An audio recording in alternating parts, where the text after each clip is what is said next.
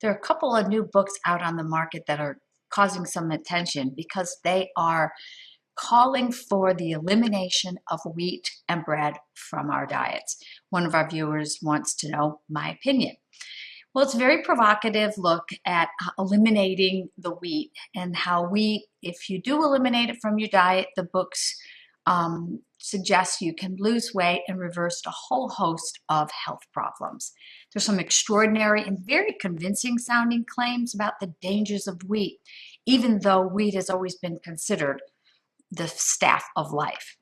The premise is that wheat's everywhere and it's in everything that we eat. It's addictive. It causes us to eat too much, cravings, weight gain, muffin tops, triggers diabetes, and it's the blood sugar surges are the silent killers to our brain.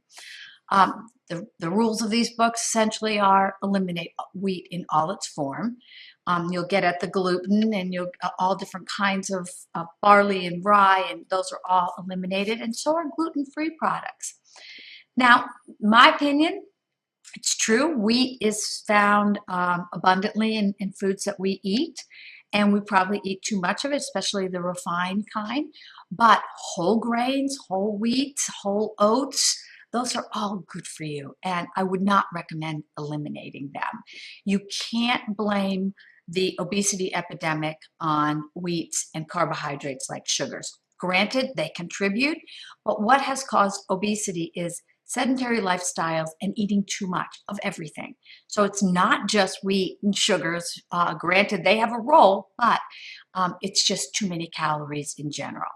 What I like about the diet is that it recommends reducing junk food and fast foods and processed foods and eating closer to the earth. Great advice.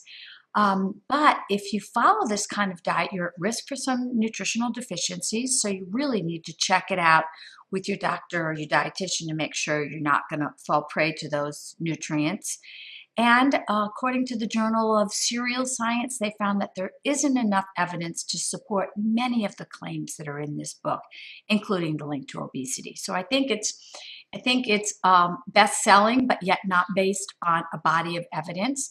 And if you want to follow a low-carbohydrate diet, there's plenty of them on the market that have done really well, that are a little bit more balanced, and I would encourage you to keep looking.